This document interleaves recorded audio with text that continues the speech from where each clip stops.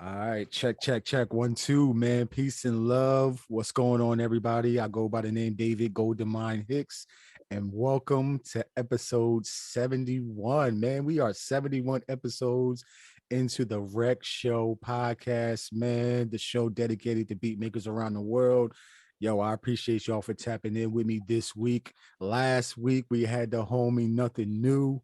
You know what I mean? That was an amazing conversation. So I need y'all to go back, check out episode number 70 with Nothing New after this one. All right, pay attention to this one, listen to this one first, and then you can go back into the archives and check out the conversations with every single one of my guests. But today, man, we are going back to New York, New York. All right, we checking out the homie who's like a beat horticulturalist. He's a writer, designer. He said your favorite beat bohemian. Yo, man, like what he does with his arts is amazing, man. I tapped in a little bit late, but I went back and now I'm really like all the way tapped in. I went back in the discography and all of that stuff. So I had to shed the spotlight on him, man. It's an honor for me to have him. I want y'all to give it up and welcome the one and only Radicule Beats. How you doing, bruh? You're chilling, bro. Chilling. Damn, that was a hell of an intro, bro. Hey. I wasn't like I wasn't prepared, man. I wasn't prepared. But nah, thank you, man. It's a blessing to be here, bro. It's a beautiful day. Yeah, man, it's a beautiful day, man. Yo, thank you for coming on the show. Yo, I'm tapped in with you, man, and like you supported the show like it was maybe a few months ago, man. Like giving a donation, man, and yo, we've been going back and forth with that type of energy, man. So it's only right, man. I gotta put the people onto you and do you right. So before we start man, I gotta ask you, go Mhm. ahead, introduce yourself, what your name means, how your name was created, and then any record labels or any associated collectives that you might be a part of. Yeah, for sure. Damn. Okay, how to start this? Um, hello. First off, what up, everybody?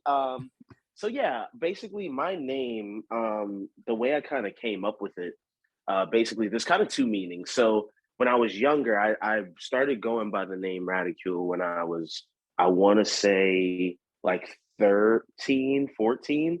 So minute ago. I'm 26 now. Um, but basically, as a kid, like the meaning I really had for it was the combination of the words radical and molecule. So kind of just pushing those two words together. Nice. Basically, yeah, no, thank you, man. Like it was basically just like in my mind, like combining like some of the coolest things are like unseen. They're kind of like just like molecules, which we see in the physical form, but it can also affect us at a level where we can't really see it, kind of like the music. So it's like, so that was kind of like the first meaning I had for it as a kid. Like I don't know what I was on when I thought of that because that was just like I just like remember thinking that and I was like, all right, this concept kind of seems cool. But as I grew older, I also kind of started finding the meaning in it of like, flipping one letter in the word to ridicule. So to ridicule someone, obviously make them feel less than, make them feel, kind of like crap pretty much. But you take one letter, the first I, and flip it to A, and to ridicule someone is to build them up, kind of put them on a pedestal, make them aware of how great they are. You know what I'm saying? So that's kind of like the more, I guess, like Webster's dictionary esque like version that I came up with as I grew older. But both meanings both mean a lot to me. You know what I'm Mm, That's yo, that's a dope way to come up with a name, man. Like, yo, like saying? Nah, that, bro. Nah, I didn't know if it was, bro. I didn't know. Like, I literally don't recall why, as a kid, I was even thinking on that. But you know what I'm saying? It was just letting the imagination kind of go free, I guess, in a sense. yeah, yo, man. Like, yo, different planet, man. Yo, keep telling everybody, yo, the people I have on the show, y'all mutants, man. Like y'all not normal people. You know what I'm saying? Like I love that, for real, man. Y'all the red ones, Y'all not like the normal human beings, You remember on X-Men? Yeah, man. Yo, nah, I love, bro. Listen, don't make me go down the weeb rabbit hole because we gonna get into it for sure. But like, man, it's an X-Men. I'm already geeked. Yeah, man. Yo. So, I gotta ask, how long you been creating music? So I've been creating music honestly for I want to say like 14 years now. Like, so I started when I was 12, and the funny thing is that like I had like I wasn't even making beats at that time. Like I wanted to rap. Like I started out like rapping over like old like Lupe Fiasco instrumentals and like like kind of like old Nas beats and stuff like that. Like just kind of like YouTube ripping them and then burning them onto CDs and passing them out in middle school. So I was like, I really thought I was gonna Oh, be like rapping. Like, yeah, for bruh, I real. used to nah, dog. I dead ass would have my mom and my dad who were like super supportive of the music. They like would bring me to Staples and I'd cop like the blank 50 pack of CDs and like we had our computer tower at the crib and they were like we used to always burn different CD mixes for like car rides and stuff like that. So like I knew how to do it. So I would just like record through Audacity with the freaking like jank headset for talking crap on Call of Duty. And, and legit I'd record it through there and then through Audacity and then burn them on the CDs and was slanging them in middle school like I was trying to be like I guess like a discount version DJ Screw or something, like yeah, man. That was a lot. I realized I rambled a whole lot there, but Nah, you basically good. You good. You good. You good. but yeah, man, but that's how I got my start in music and I was definitely looking back on it. I, obviously was not the best at it. And I got into making beats when I was about 14 and strictly off the idea of like, all right, I can't be bad at both. I cannot be a trash rapper and a trash producer. So I like one's got to work out over the other. And making beats stuck, and then it kind of just helped me, grow from there. Nice. Yo, so like if you got a story, man, just go ahead and let your story out, man. Like I love hearing about how it comes. Like I was selling candy in middle school, you were selling reps in middle school. Like, we was trying to hustle, man. That entrepreneurial spirit, Yeah, bro. bruh, nah, for real. I always remember there was one teacher, Miss Nolan, that I went to school with. She was like our math teacher. And she was one of the teachers that really was like, oh, like you out here hustling. Like really, because I remember giving her a CD and she was just like, oh, like, it's crazy because when people see like I guess like when you engage in a craft or engage in something that's positive and that keeps you, I guess, out of trouble, there are a lot of people that are really willing to like nurture that. And so I got to give a lot of props to the people that either still have those CDs. Please do not let those get out. But but if you said, but some people still kept them, and and I really appreciate that because that's such a relic. You know what I mean in the Mhm. journey. Yeah, shout out to your parents, man, for supporting. You know what I mean? They knew you was trying to do something. Hey, that was keeping you out of trouble, man. So shout out to your mom and dad. And shout out to your teacher who saw that and helped nurture that as well, man. Like we need more people like that that's willing to nurture um when people or our young ones is doing trying to do some amazing stuff. They don't know where they want to go with it yet, but they got an idea and all they need is somebody to believe in it and help support it, man. So shout out to all three of them, yo. um Nah, for real.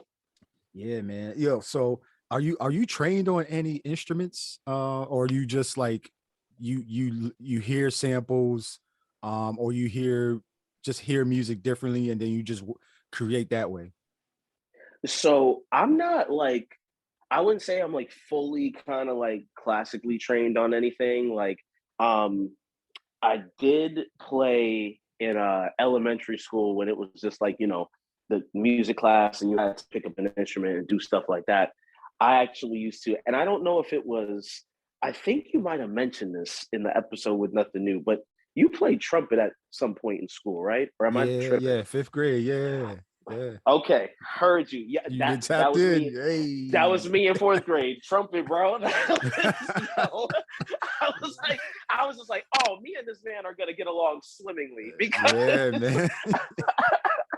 yeah, man. Nah, it was. I remember what were we playing? There was a song. It's like an old song, like a super old joint. I think it's called like "Let's Go to the Hop" or something. And Mm, I think that's what we were playing. But I do not have those chops anymore. But I also used to play.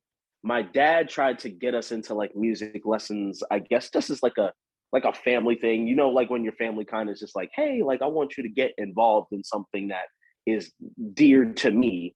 So it's mhm. like they kind of imprinted on you a little bit. Yeah. So he basically had lessons for my brother and I. My brother was playing guitar, and I was trying and failing, but like trying to learn violin when I was around like I want to say 10 or 11.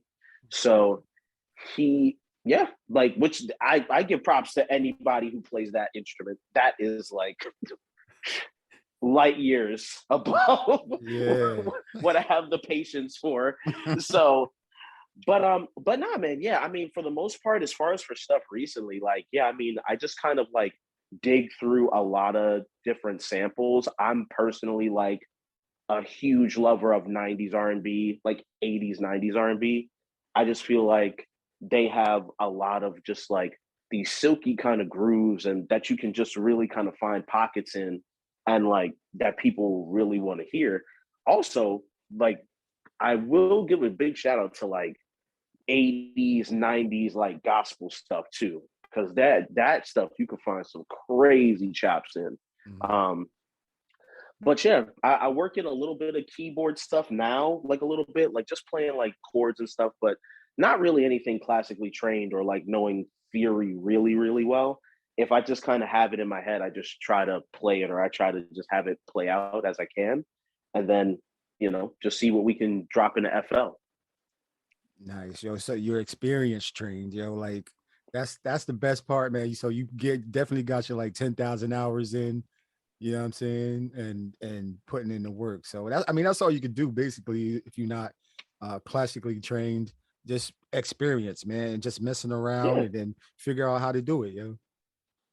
That's really it. You know what I mean? Like, and that's kind of how I learned. Like, I really didn't have like someone to kind of like show me the proper way to like make beats or make a song or anything.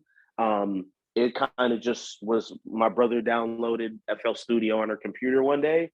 He kind of was messing with it for a couple days and then was sick of it. And I just kind of was learning my way around it and kind of just being a tinkerer of sorts. Nice, yo. Shout out to FL gang, yo. I know y'all out there, yo.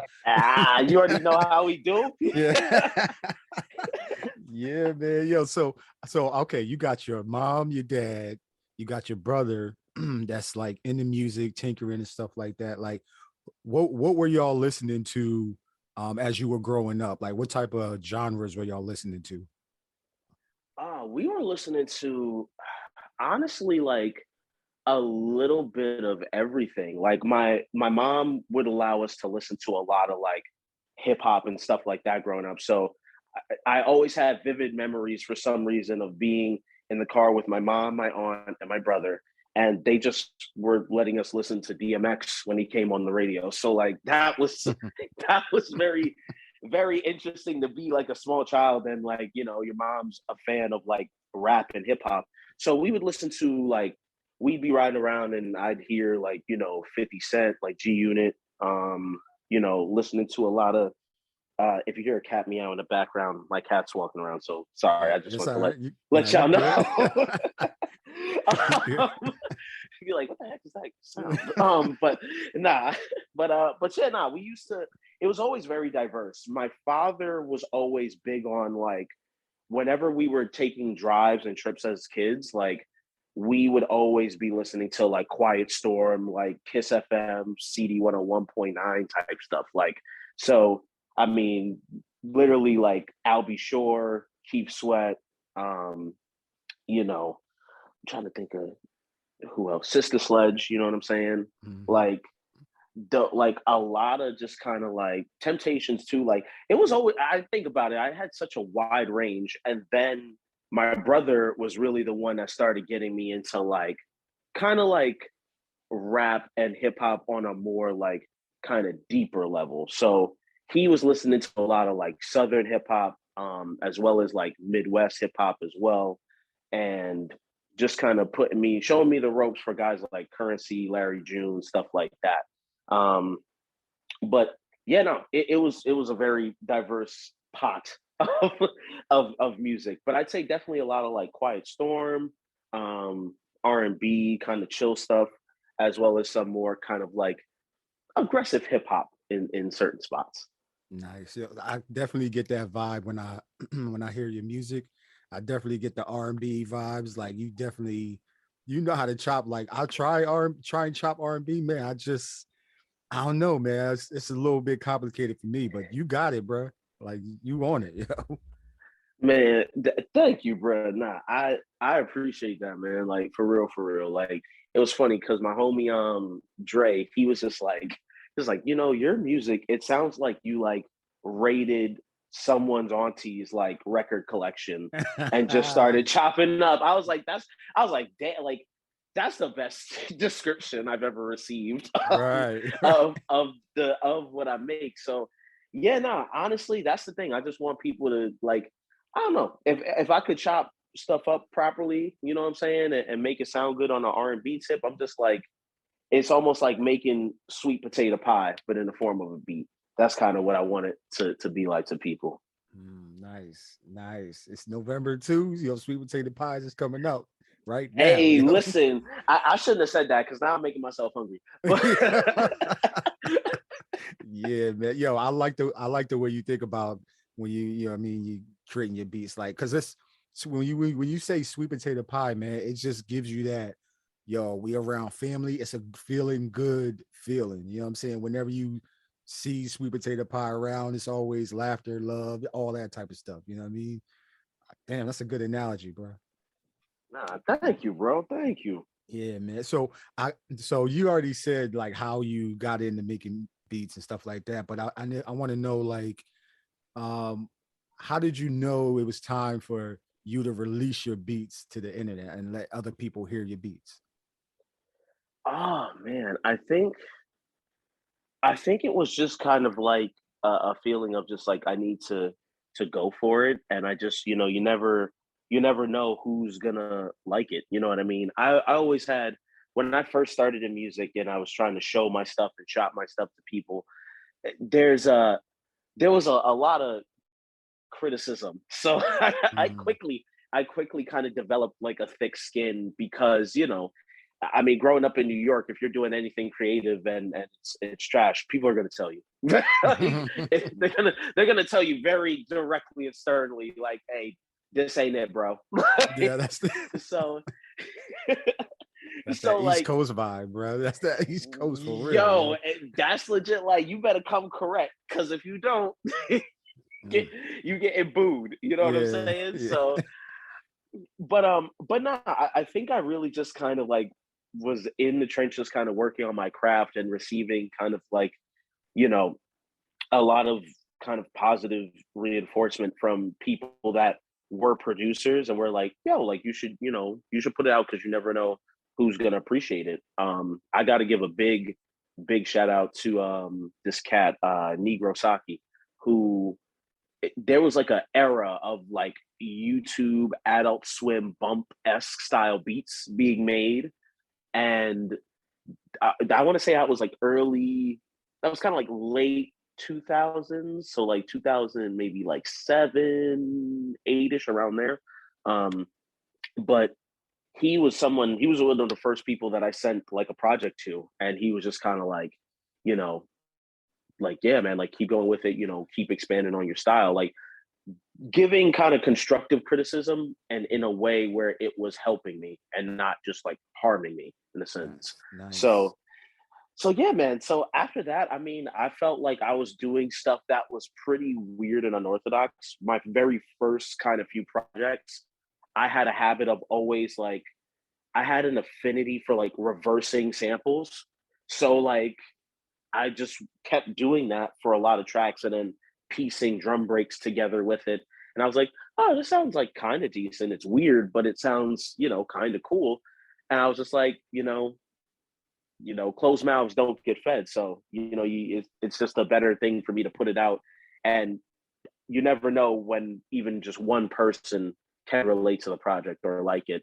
And that opens up a whole world. So, once I felt like I had like a distinctive kind of style for myself, at least in that moment, I was like, all right, like I'm gonna put this out and hopefully people rock with it.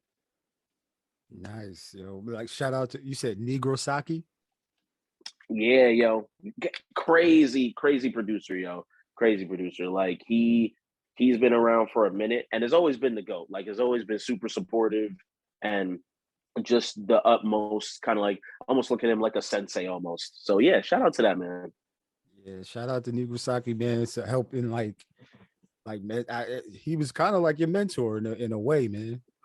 Right? Yeah, man. Like, nah, for real. Like, I mean, I never like it was a thing where it was like we didn't have super extended like dialogues all the time, but in the moments where I'd like comment on something or hear something new from him and we talk in those little kind of pockets of time, he always would drop like knowledge gems and nuggets like every single time. So, yeah, no, that's really the GOAT. At least at a level where it's like you see where you kind of want to go production level wise, and here's someone who is willing to kind of like almost like come down off of, I don't want to say a pedestal, but kind of like be like, oh, like just super approachable and super friendly and willing to help and being as great as they are. So yeah, it's just a crazy experience, man. So shout out to him. That's definitely a guy that has done a lot for me. Yeah, man. Yo, I appreciate Negro Saki for even doing that, man, because it's got you this far and you still going, man. So I applaud anybody that's a mentor. Like you got mentors all over the place right now. You got like you got DiBiase that's in Sacramento. You got Maz The Rock GOAT. that's what I mean, that's mentoring. You even got Raz Fresco in Toronto. You know what I mean? That's Mm-hmm. like, yo, you got a lot of people. New York, um you got Nothing New that's doing their thing. Like you got Brown Jewel Beats. That's like, yo, it's a lot of people that's mentoring the young kids, man. That's a great thing to do, man, especially for hip hop and where we are. And it's the crazy thing about it is they're far reaching. It's not just locally where they're staying. Like with technology, your reach is even further now. You know what I'm saying? So Bruh, it's just so crazy, man. Like, I've like sitting down and like looking at how far and wide the music can go. I mean, I remember interacting with people and just even selling like merch and stuff, like seeing people from you know, like Taiwan, people from Thailand, people from Japan, or people from like London and everything. Like to see that they're tapped in and like they like are willing to spend the bread on a body of work and literally write a message and be like, yo, like, your music is super dope. Like it's helped me through this, that, and the third. Like it means a lot, and to have that worldwide reach, from a small, you think you're just a blip on the map, really, mhm. like it's incredible. Yeah, man. Yo, they should go. I almost want to say they need to call you worldwide Radicule. You know what I'm saying? Like, yo, you all over the world, man. Like for real, yo. Listen, yo, we try. I'm trying, man. I'm trying my best. Yeah. Yeah, man. So okay, so speaking of that, like, so you've been, um, you got people tapped in from all over the world, but I'm pretty sure your music, the music that you listen to is from people all over the world as well. But I want to tap in on if you know or can name one beat as your greatest beat of all time, like a beat that you heard or a song that you heard that just blew your mind when you heard it and it still sticks with you to this day. Oh, damn. Oh my God. See, this is I was trying to mentally prep for this question, but Yeah, you can. it, it's it still throws me off every time. Okay. Damn. Okay, you know what? Okay. I do have two. Okay. So one is uh this joint called Sweet Day by Gldnmnd, and the other is Peaceland by Nujabes. I, like the first joint from Gldnmnd, she actually, like, I saw her doing like a beat set one time on like YouTube or something. I forget what outlet it was for, but I saw her using the APC 40, which is what I use now for like my live shit too. So like she kind of cracked the door open for me as far as dipping my toe into the kind of like gear side of things.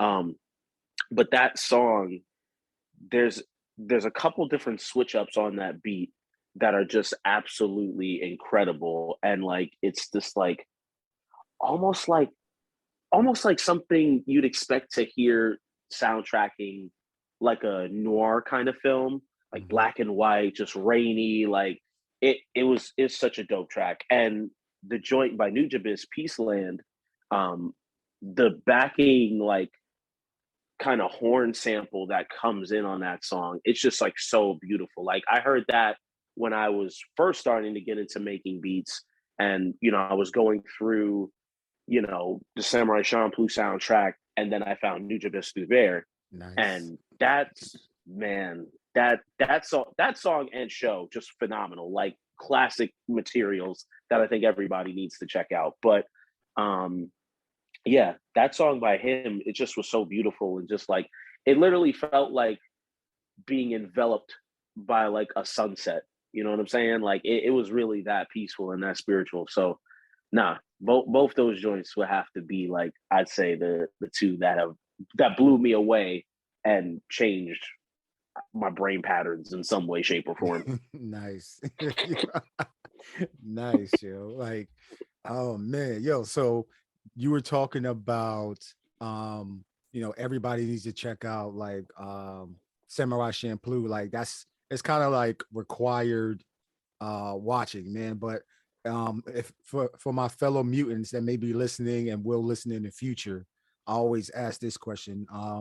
If you have people that are going to, fellow mutants that are going to take a journey in music, what are Mm. some required like watch, must read, must listen to content that you would recommend to them? It could be a movie, a documentary, a book, a YouTube tutorial, shoot up a podcast, anything.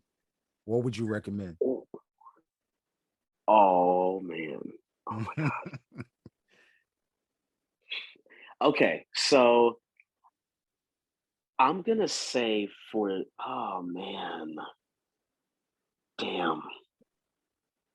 Can I recommend two Yeah, hey, however many different you ones? want, man. However many you want. Okay. For real. There's no limit, bro. There's no limit. Copy. Okay.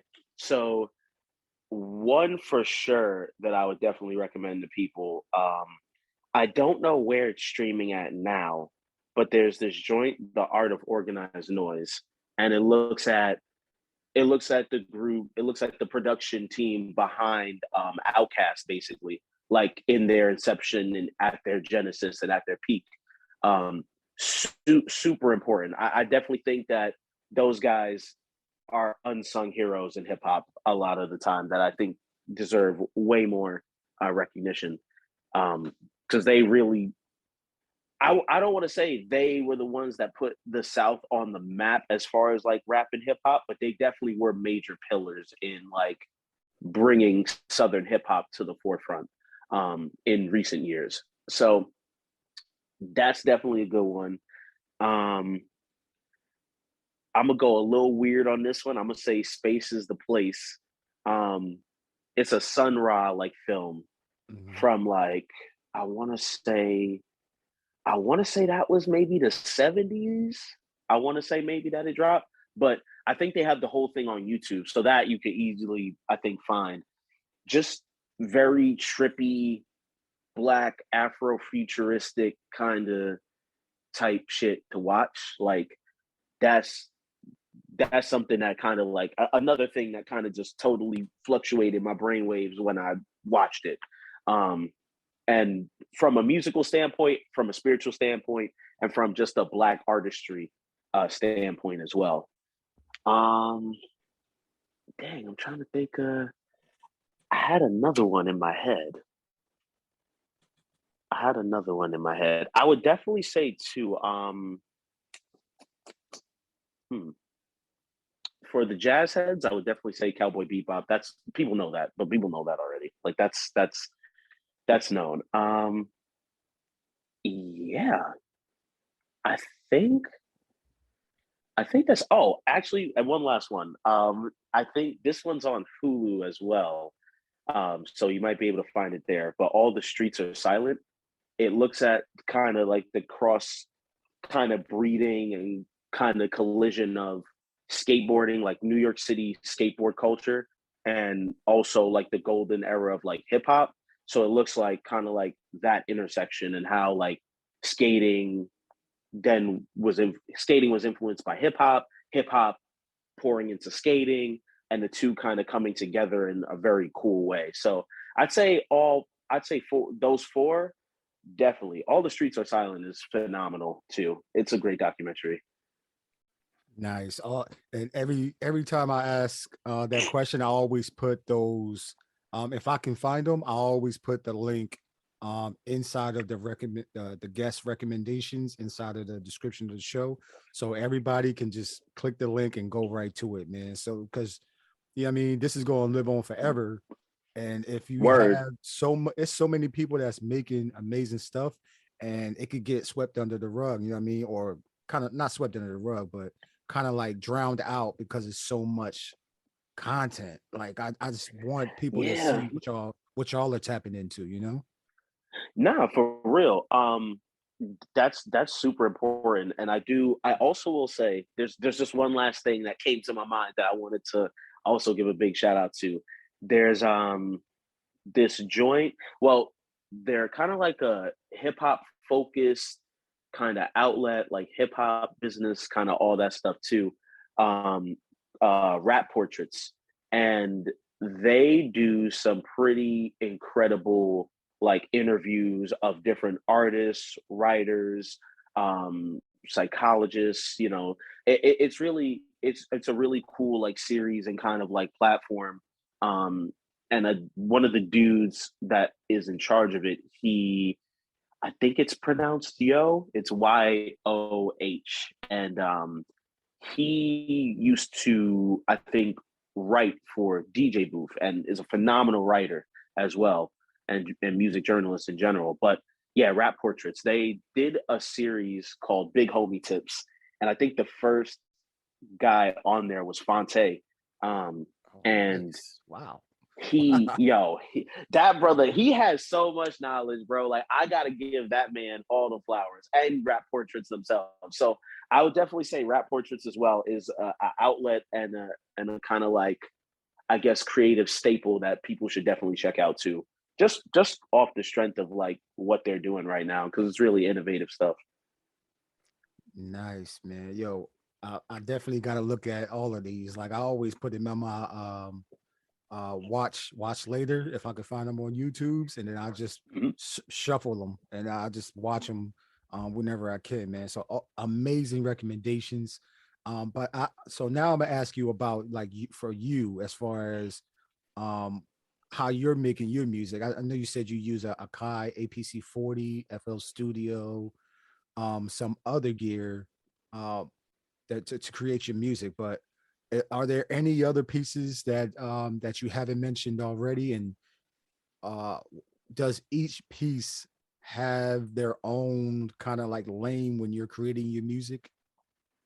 Oh yeah, no, for sure. So the APC 40, that joint is mainly for like a lot of when I do like kind of like kind of like I want to say oh my God, my cat. Okay. Uh okay, we're refocused. So I would say the ABC 40, that's definitely for like a lot of my live performance stuff. So for triggering clips on the fly, assigning kind of like assigning different like effects to some of the knobs that are on there. So I kind of rigged it up so that way I rigged it up so that way I can use it almost like it's an SP as far as like the effects that the SP has. So through that, I have a program through Ableton called Tornado, which I definitely would recommend to all my plugin heads if you're listening. Like that joint is crazy. It basically gives you kind of all the sort of like effects that a SP kind of has, but just in the form of like a plugin on your computer. And yeah, I just run that directly through the APC once I have that connected through Ableton. And recently I started using my pops actually gifted me this old like Casio keyboard that he used to actually play on a lot. Just when he was like working on music and doing his own thing. I'm actually gonna see. Let me grab the actual like model of it. It's a Casio. I know it's a WK something. Where is this thing at? But yeah, nah, I use that as well. I'm gonna see if I can. I was trying to see what. Oh yeah, Casio WK 1630. That's the joint that I use now at like the crib, just for like playing little background like bass lines and playing little synths and stuff like that. At least for a lot of the new stuff that I'm working on right now. So yeah, man, that's kind of like and then just my computer running FL. I mainly use my laptop. This is a 2017 MacBook Pro.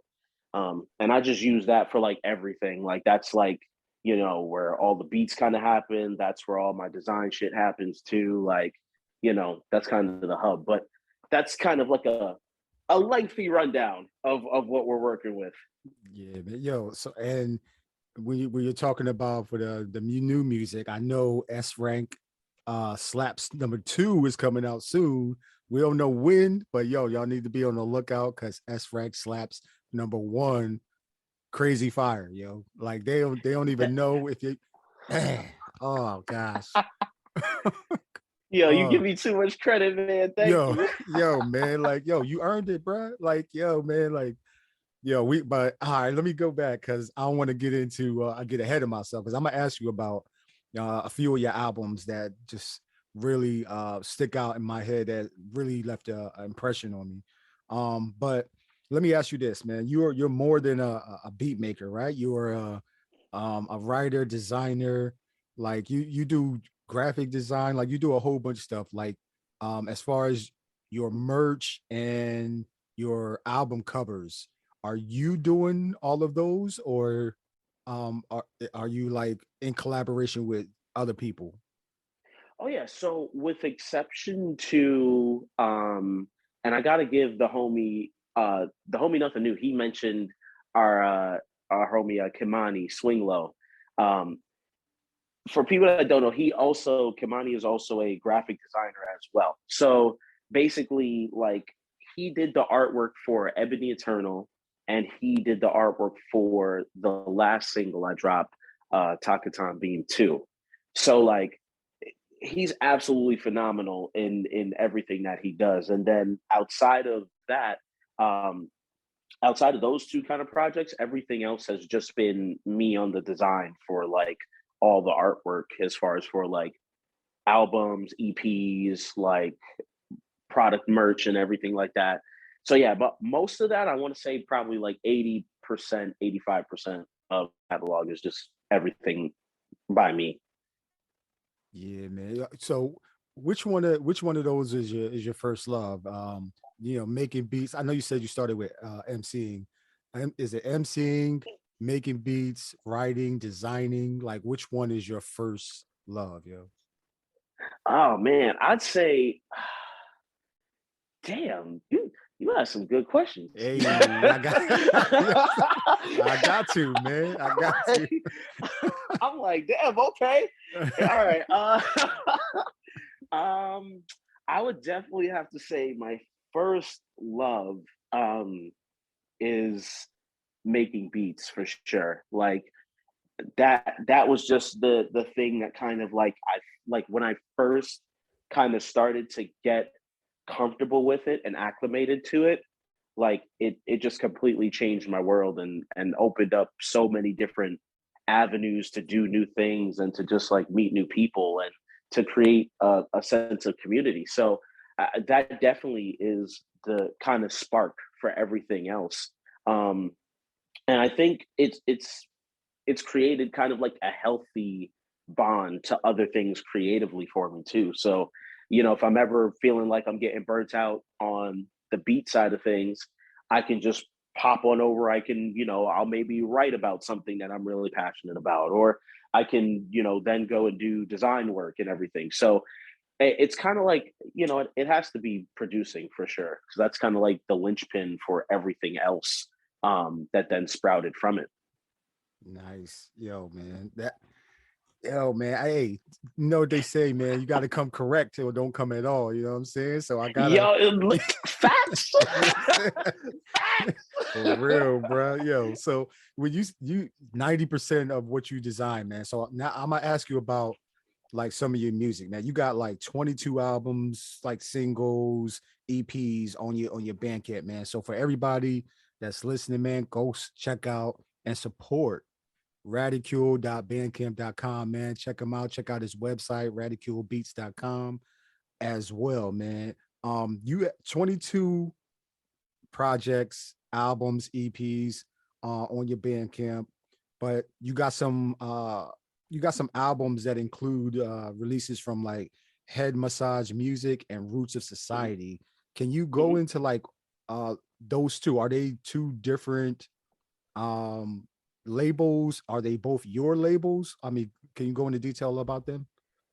So yeah, so Roots of Society, that's actually like that was kind of like the start of Radicule kind of coming into my own. That's the baby rad.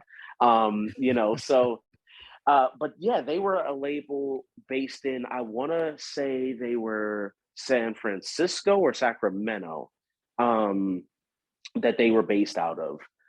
But I know it was. I'm pretty more than sure. State-wise, it was Cali. I know that for sure. But yeah, they basically were one of the first people that really, and first groups that really liked what I was making at the time. It was very much a lot of like using just drum breaks and stuff like that, and kind of making almost making my rendition of like if I were to be on a Samurai Champloo soundtrack. Like that's basically the era and kind of like aura that I was at that point. And they were super supportive, like always good people, like, always were super stoked to want to work with me and release work. So they were kind of like a very healthy and kind of nourishing introduction to the music industry, not which is not a lot of people get that to say Right. to say the least. Mm-hmm. So it was cool working with a group that really wanted to see me grow and flourish, and we're kind of starting from the ground up, as was I. So and then Head Massage Music, that's actually my own kind of like imprint slash like I guess it may become like a label at some point. But it's kind of like my own little creative little stamp right now. I had a homie who I forget their name, but they hit me up and were talking to me about my music pretty much, and they were just like, "Oh yeah, man, you make such good music. It's like head massage music." And I was like, "Wait a Mm. minute, say that again." Ding. Because like it just sounded so good from just the actual phrase and then also the acronym just HMM. I'm just like, I'm like, oh, that even sounds good. Like, so that kind of was, and really it was just kind of like when I listened to my music and I would listen back to it, I'm just like, oh yeah, this is really some stuff that, you know, you could play it at obnoxiously loud volumes and it'll still slap, but also you could play it and kind of get in your head a little bit, you know, and kind of relax and kind of simmer down and chill. So um yeah, so head massage music, that's pretty much what I've been dropping under as like my own little kind of like, you know, niche way of like, you know, it's my own imprint, collective label, da da da da da. But like, yeah, so that's basically the genesis of that too. Nice, yo. Like you said, baby rad, and then head massage. Yo, like, so what you been doing with head massage? Like, since I've been seeing it in your discography a lot lately. I've been noticing some PlayStation. You know what I mean? Like I gotta Yeah. ask this. Like, is that how the system that you grew up with, PlayStation? Man, listen, I'm a Sony baby all Sony day. baby. Okay. Okay. I'm a Sony, Sony and Nintendo baby. Like I growing up, we had the PS1. I remember vividly playing this game, Crash Bash, which was like Crash Bandicoot's version of like a Mario Party-esque kind Okay. of style. It's a dope. They need to bring that back. I just you just unlocked the memory, bro. But nah, that game left a huge impact on me, like, and the whole Crash Bandicoot series in general. But yeah, nah, like coming up, we always had like we had PS1, PS2. Yeah, man. That was my kind of like console of choice, like from jump as a kid. Nice, yo, man. Because it's definitely like when I'm looking at it, I'm like, yo, it's nostalgia like a mother freaker right now. Like, you know, like those are good memories, man, that we had when we was just playing video games, chilling, listening to music. You know what I mean? Like, man. Yeah, man. Nah, it's crazy, and that's how. And I mean, just thinking about it, looking back at some of those like games, and then going back to them. I think going back to them now as like an adult and as like a producer and musically minded, you then start to dive into the soundtracks of those games and just be like, oh man, these guys were insane for what they were making for some of these console games. You know what I mean? Mhm.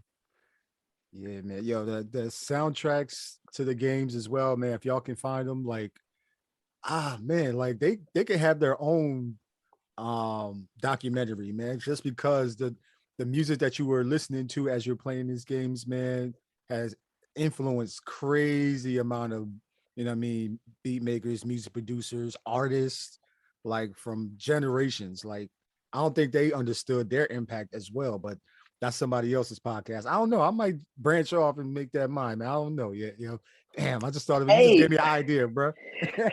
bruh, listen, yo, it's such a I mean, I think that's honestly needed. Like, I think that's like, oh my god, I'd tune into every fucking episode. I mean, goddamn, like that's what I was like thinking like recently, like because now I'm way more attentive to the soundtracks for video games now, and so you know, even recent stuff that I've been playing, like you know, there's this joint I've been playing recently called Soul Hackers 2. And the soundtrack on that joint is just very lush and crisp and just like it's just a breath of fresh air. You know what I mean? And yeah, man, yo, music on games definitely makes a big difference and really impacts the way you play, impacts the way you resonate with the game itself. So yeah, nah. Shout out to the video game soundtracks. Yeah, yeah, and then when you're talking about soundtracks as well, man, like you got your own soundtracks. I feel like people need to hear. Um, a couple of them to be specific. Ebony Internal, Takatan Two, Beam Two, S Rank Slams, Slaps. Like, yo, those albums, man. Like I got the cassette, man. You sent it to me in Japan, by the way. So Hey, let's yes, yo, go. I got the what I can think it's called the Radicule card. It's kind of like the Yep. subway card, like I got all of that, man. Like, yo, like what was the inspiration behind those three albums, the Ebony Eternal, S Rack Slaps, I keep saying Slamps, S Rack Rank Slaps, and Takatan Bean 2, what were your inspirations behind those? Oh man. Okay. So I realize like with music and with a lot of anything I do creatively, like it's just really like letting my brain's imagination just go to like 10, you Mhm. know, Right. and just letting everything kind of flow out. So with Ebony Eternal, I wanted to make like I always kind of go through kind of like a storyboarding process with now the projects that I work on. And for Ebony Eternal, in my mind, I was thinking, what would be the soundtrack to a trip on like a NYC subway line? So like, Mhm. and for me specifically, it was the six, which runs directly is one of the main trains that runs directly to the Bronx and that runs out of the Bronx as well. So I was like, what if there was some kind of like cosmic black force or being that hijacks this one New York City subway car and it transports all the way to like a civilization that's full of like black cosmic beings and stuff. So that was my thinking for what Ebony Eternal would sound like. Um, and so yeah, so for that project, I wanted it to sound very.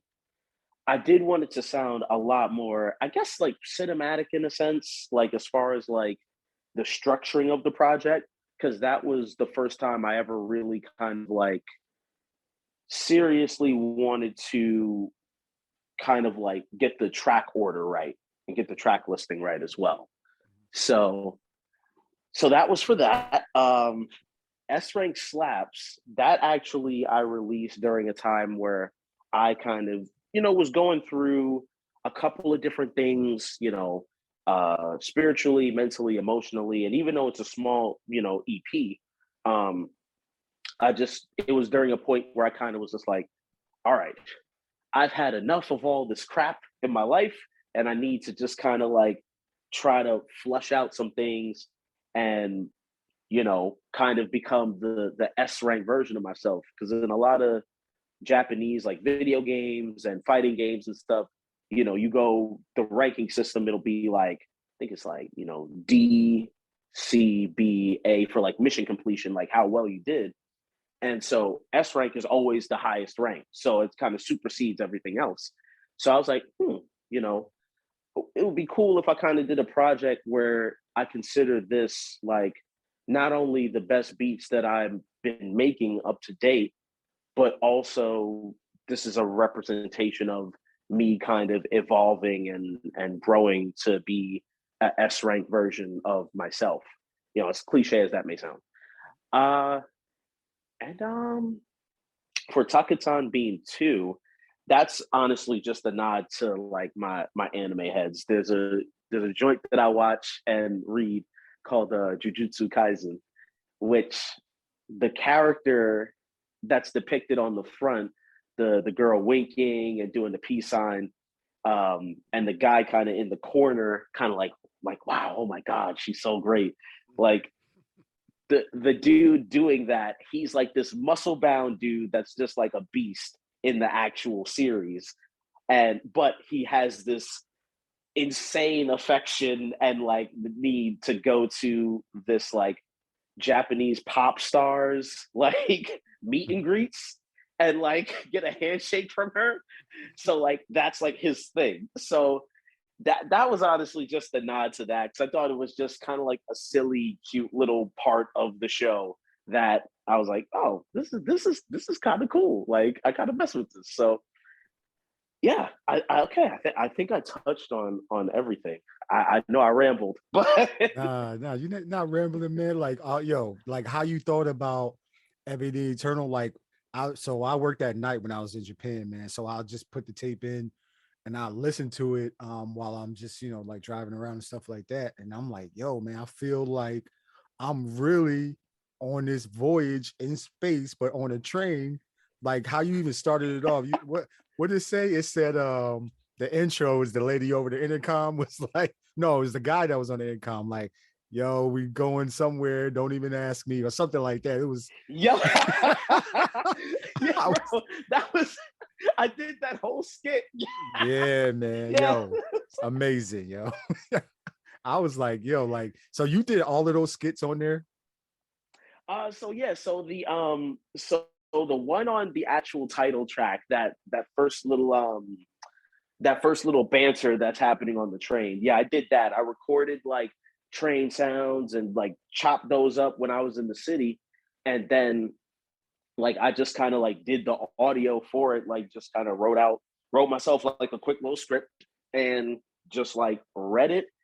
And yeah, man. So I did that, and I'm trying to think. I'm trying to think if I had any other skits on there, but that was the one vocal clip that I for sure remember. Like I did and recorded it because I couldn't stop laughing after I was like trying to finish and mix it. But It's so but yeah, funny, nah, man.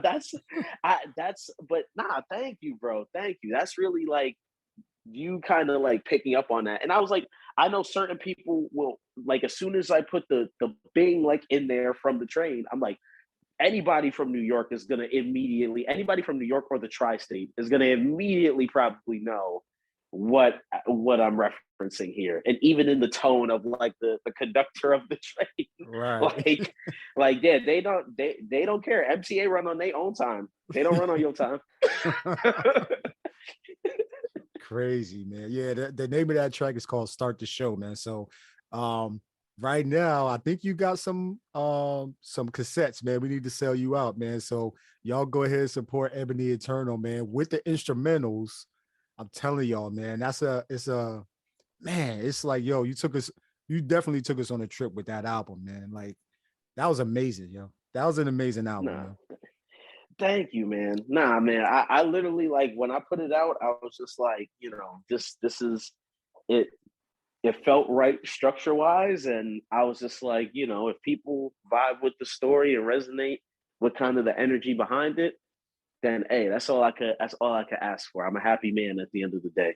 Right. Yo, that's all we can ask for. And when y'all order it, man, you get your own Radicule card too, man. So, I mean, that's who doing that? Like who give you a Radicule card and a Ebony Eternal postcard, a holographic sticker? Like, yo, man, like it's an amazing bundle, man. Like, man, collector's edition, bro. Like amazing. Oh man, stop! Thank you, bro, For man. real, man. Got me blushing over here. Ah, yo, man. So, okay, I'm hearing all of these stories about what inspired you to, make music and stuff like that. I gotta ask this, man. Like, um, can you like, if you can, man, give it some thought. Can you name your childhood Beatmaker superheroes, and then as you've grown into the man you are, like into like who are your adult Beatmaker superheroes?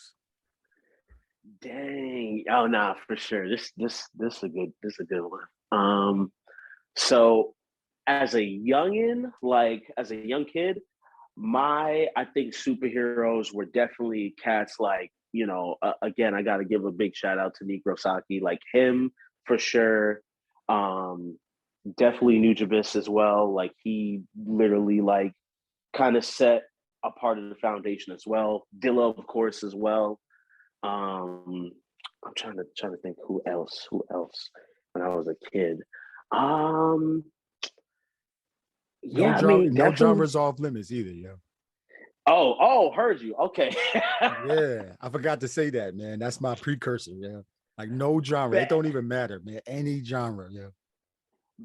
bet. Damn, who else? Definitely, I gotta give shout out to Teddy Riley, like as a kid, because I like went through a phase of just being like, I went through a New Jack Swing phase for I want to say at least like 3 or 4 years as a kid, and so learning about Teddy Riley and how he was kind of heading up a lot of the production that kind of forced that wave as well. Definitely the Neptunes as well. Um, Dang, man, this is a good question. uh, Toki Monster as well. As a kid, like I started really like finding a lot of like more of kind of like finding my way through like the LA like beat scene and shit through her. Um, and definitely Flying Lotus, of course. Like that man is just a beast. Um, and I'd probably say now being older, um, definitely cats like Madlib because I didn't know I wasn't well versed in Madlib's discography when I was a kid. I kind of like found Dilla and then was so obsessed from there with him. But then as I grew older and started to listen to like stuff by the Beat Conductor, bro, like he definitely is someone I look at as a superhero um, now as well. Uh, I also got to give a big shout to Obliv because Yes. he is a beast and one of the just a super nice guy, man. Like that was I remember meeting him for the first time at the show we played in Boston together a couple years ago, and just like talking to him and like dapping him up, and it's literally was like a when you meet your heroes, it's a good thing type of thing. Like just super nice, super chill guy, and really has laid a crazy blueprint down for a lot of people to kind of like bounce off of as well. So and then yeah, I mean, as far as like I think a lot of my heroes now are like people that are to the left and right of me, like Nothing New, the homie Unusual. Trying to think, my homie Bar as well, Melton. Like these are like honestly like anybody that I've hung out with probably in the past like year or 2 years. Like I just look at them all as like superheroes. Right. Yeah. Bars. That's the she's a MC and a producer, beat maker, right? Yep. Nah, Yeah. that's the homie right there. Yeah. Yeah. I'm trying to grab it's so many people making amazing music. She's definitely one of them. Nothing Unusual. He's been on the show as well. Um, who else, man? I'm trying to get Obliv, man. If I could ever get him on the show, man, these are like bucket list joints too, man. So, man, Nah, okay. man, it's crazy. It's crazy, bro. The list is endless. That's why I'm just like I'm sitting here and I'm like smacked and I'm mad at myself because I'm just like there's a laundry list of names that should be printing from my brain. But the printer is down right now. So Yeah, that's all right. It's all good. Yeah, it's all good, man. So speaking of the people you just named, bars and nothing unusual, nothing new. Like what is the beat scene like where you are? Like, because I know there's a lot of different venues that's going out, like Donut Lounge, World MC. There's a lot of different things happening. Like, what is the beat scene like where you are, yo? oh man, I mean, where I'm at, like, so I always tell people, and I have to always give that disclaimer. So like, I where I'm at currently, I live about like an hour north of the city. So like, I always drive down and ride down to events and stuff all the time. Like that drive is like, I know that way, front frontwards, backwards, any which way. So but I definitely say in the city, like looking at the scene, is definitely a place where there's always something sprawling out. And I mean, I think that there's a lot of people that do some pretty amazing stuff, um, and are just very multiversed in a lot of different things and multifaceted. It's crazy because you link with people over music and you link with people over like the beat scene and beat culture, and then once you kind of are able to peek behind the curtain a little bit, there's almost like I almost say it's like you're peeking behind a curtain and then you see another full blown circus of just cool shit that's going on that Mhm. they don't that some people are like, that's just what I do. I don't really talk about it that much. And it's like, nah, like, it's interesting to see so many cool people doing their thing and how they rope in these kind of external influences as well. But I definitely say it's always growing, it's always bustling, it's always like interesting seeing new people, and it's wild to see that there are people that are that come from all over the place to just kind of be a part of our scene. I mean, I have homies that, travel down from Massachusetts. I have homies from, Vermont and from Maine and stuff that come down, to try to get on bills and get on shows. So it's a very bustling and kind of ever changing scene in a sense.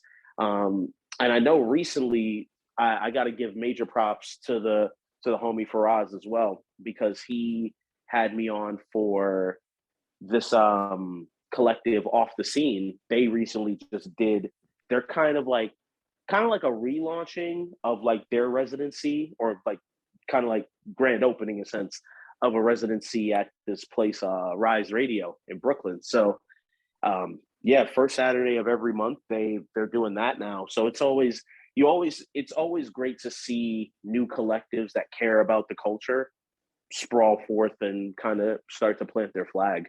So it's always changing, and it's always changing, hustling and bustling kind of energy.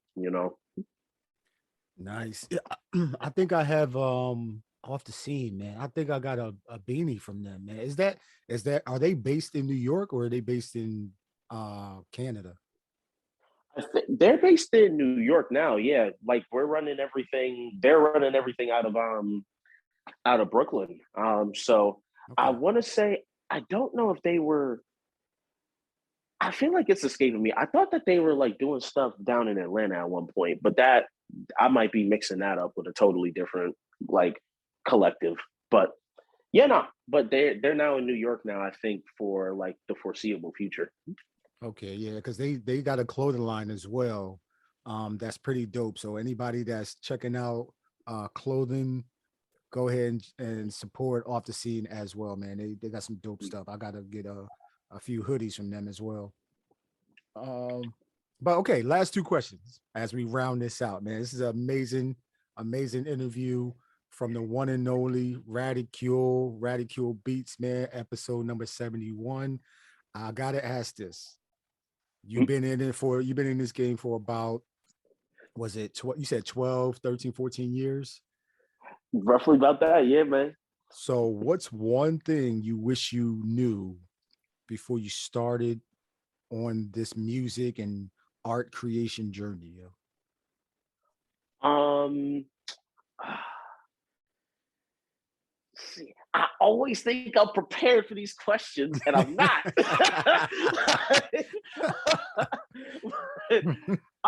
You know what? I would say, um, I would have definitely just instilling into myself the notion of like, keep going, keep finding your sound, and don't feel like, you should quit. Because I think there was a time between when I want to say 15 to like 17, 18.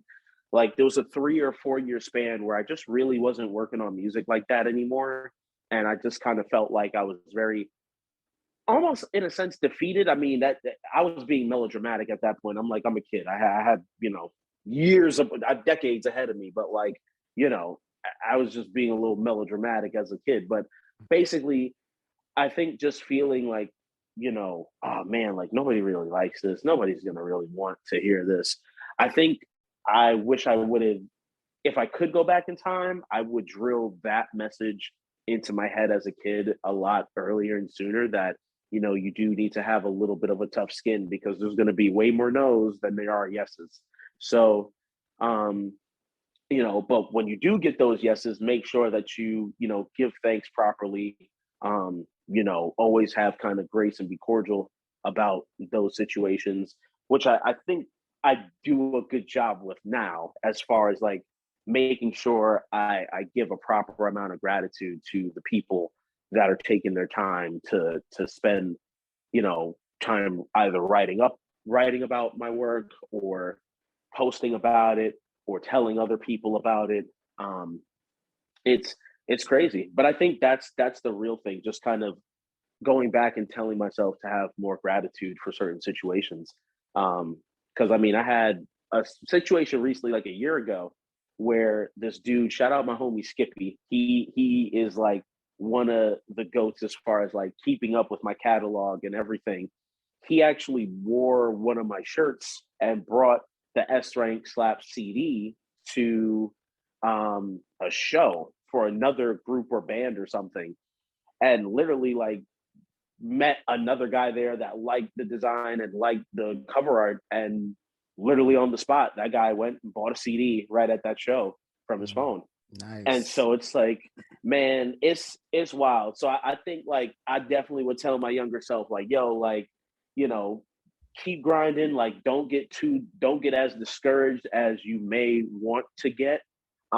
Because when you find the people that really, really rock with you and really mess with your work, like they'll almost make other people conform. Like they will legit, like it'll be on some corruption, like some virus shit. Like they'll go and be like, nah, you need to listen to this. This man is Yeah. dope. So it's crazy, bro. Like people, you know, if you have that gratitude and you take that time to show love and thanks and appreciation to the people that pour that into you, oh man, they'll go out and be your greatest army. You know what I mean? Right. Right, man. Yo, I definitely um understand like as at tough skin is a definite like that's a requirement now, man, because some people Yep. some people don't have tough skin, man, and they kind of um like they kind of like talk themselves out of experiencing something amazing just because they heard no, and it was like the only no they heard, but that's like a thousand no's to them. You know what I'm saying? So yeah, man, I definitely agree with you when you talking about tough skin, but then also just putting it out there, put yourself out there, and people like you said, gonna be your greatest asset, man. Like I've been tapped in for a while, man. I appreciate your what you do with your art and what you do with your music. I'm like one of your biggest. I'm like your street team, bro. I'm like your street team. Yeah. Yo. Yeah, for real. Listen, man. We gonna be out on them corners together, slanging Yeah, I'm saying. tapes. Yeah, I'm saying for real, man. Like, yo, what you did with and I keep going back to this, man, just because like whenever I somebody mentions like, yo, they got something coming out, like if it's on this level, like yes, I'm definitely supporting it, but I support almost anybody that I feel like they're dope. What you did with Ebony Eternal with you know, the card, the postcard, the Radicule card, like it was a feeling with that, man. It wasn't just, hey, I'm gonna just wrap it up in wrap the cassette up in some cardboard and be like, all right, here you go, type of thing. Like you really put Mhm. thought, effort, love into that. You know what I mean? Like as a presentation for you, man. So I really appreciate that coming from you, bro. Nah, thank you, bro. Like, and honestly, like that's all I ever kind of like strive for. You know, is definitely like not even necessary, like definitely taking risks. You know what I mean? Because you gotta risk it for the biscuit in some cases. But you know, like, No risk it, no biscuit. Yeah. exactly. So, but like, but not like I realized like as like I think as I got older in music and older just doing things creatively, I think, and this is not to be cliche or anything, but like I wanted to make sure that anybody that ever like, supported the work or chose to invest anything, like whether it be time, time, money, or anything like that into what I was doing, what I give back to them, it's an experience. I want you to feel like, you're transported to a totally different world. And it's not on some BS, you know what I mean? Like, so I always like to make sure that people, when they receive something from me, it's stamped like, it's like homemade cookies almost, you know what I mean? Like, yeah, it might be a little sloppy and rough around the edges, but it was made with love. So, and that's what makes it all the more better. That should be the best too. It ain't gotta be perfect. Yeah, man. Yeah, I get you, yo. I also want to point out, man, like what you did for Beats Buffet radio, Beats Buffet. Oh yeah. Yeah, They the homies, man. Yeah, the day in the yeah, life joint. Yep. yeah. What you did with that was dope. That was amazing, man. That was just another reason why I was like, yeah, I'm definitely tapped into this guy, man. Yo, that was dope, man.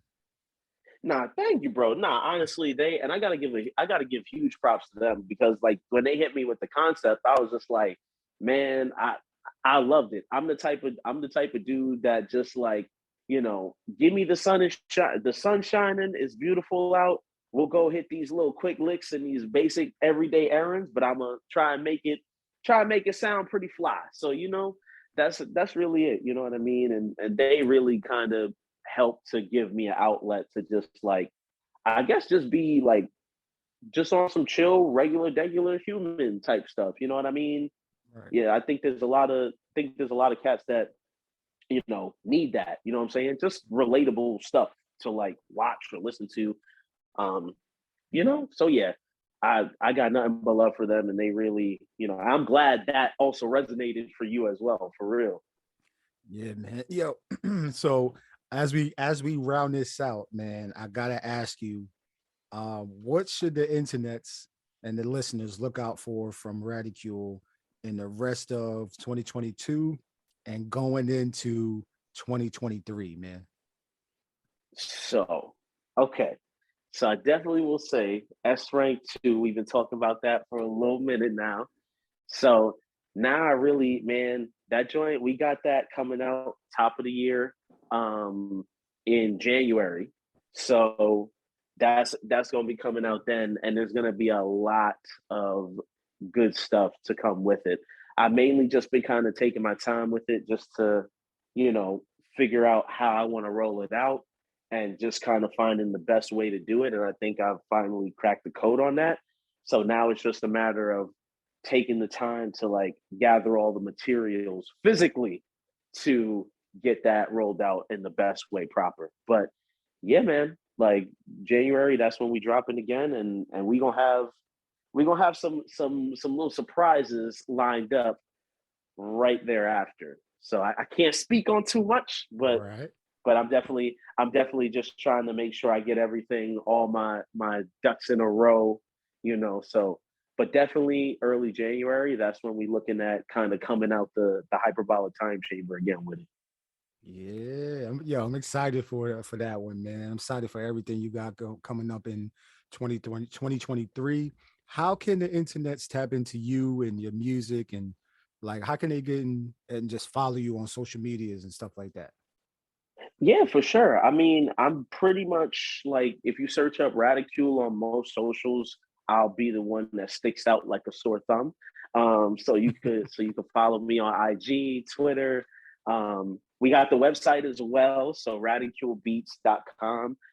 Literally, that the site built that kind of from scratch using Wix and stuff, and all the little background graphics and stuff, we handled that as well. So if you want a more rounded and full experience in HD, 4K, 5K, all the Ks, uh, definitely hit up the website. And yeah, on Bandcamp as well. I'm still dropping stuff on there. We still gonna be throwing up little loosies here and there on there as well pretty soon. So, but yeah, just Radicule pretty much everywhere. Hey, listen, man. What you did with radiculebeats.com, I'm like, I am amazed, man. Like that shit is like I never seen Thank you. anything like that before, bro. Like that shit, like how'd you come up with this concept? Man, I mean, honestly, I just was like, yo, like there's a dude on Twitter, Stowe, STO. I think his at is Big Stowe. But he does a lot of kind of like consultation work and things of that nature for like music and artists and how to kind of like better, I guess, the brand in a sense.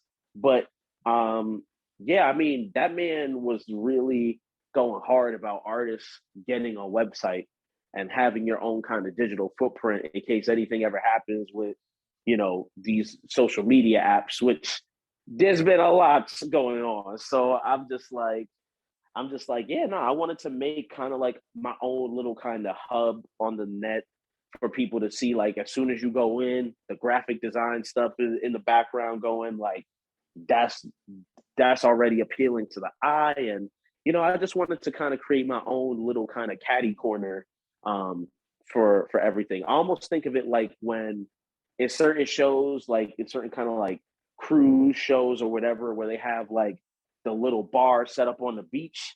Like, I almost think like that's kind of how I thought of like what I wanted the website to feel like.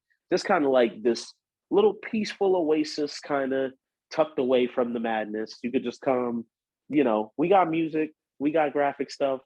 You could come and kick your feet up and also take a little journey with me through, what we got to offer. So yeah, man, I just wanted to make it like really kind of aesthetically pleasing, but also like a place where people could go and really have like an experience away from all the madness. Amazing job, bro.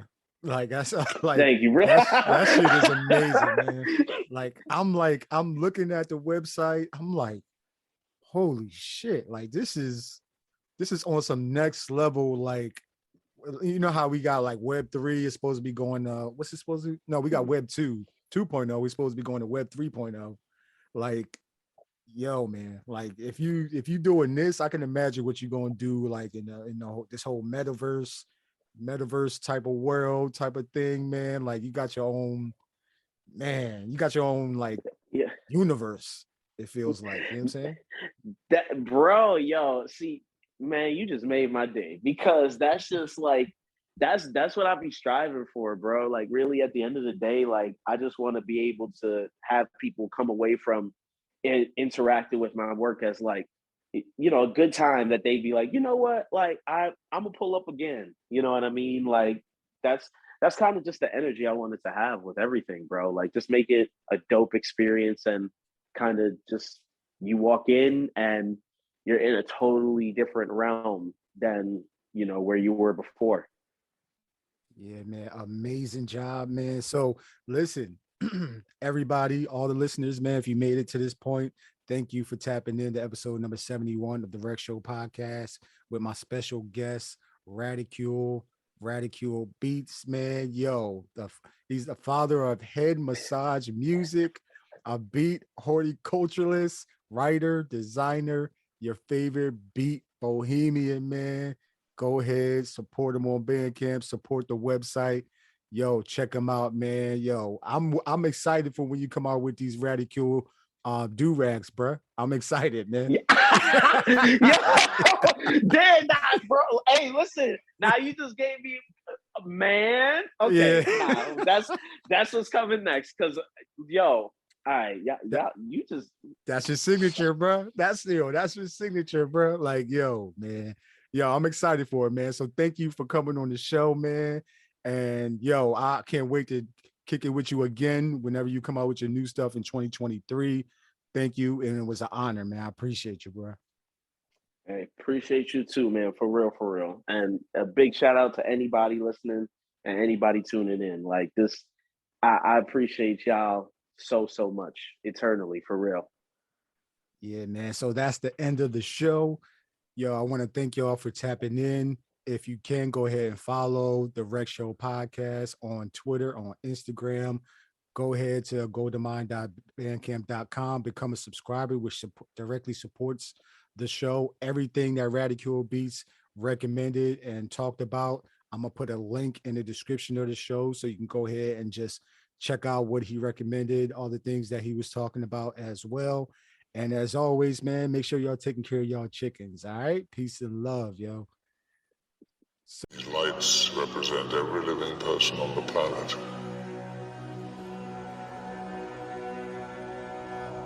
The white lights are humans. And these are the mutants.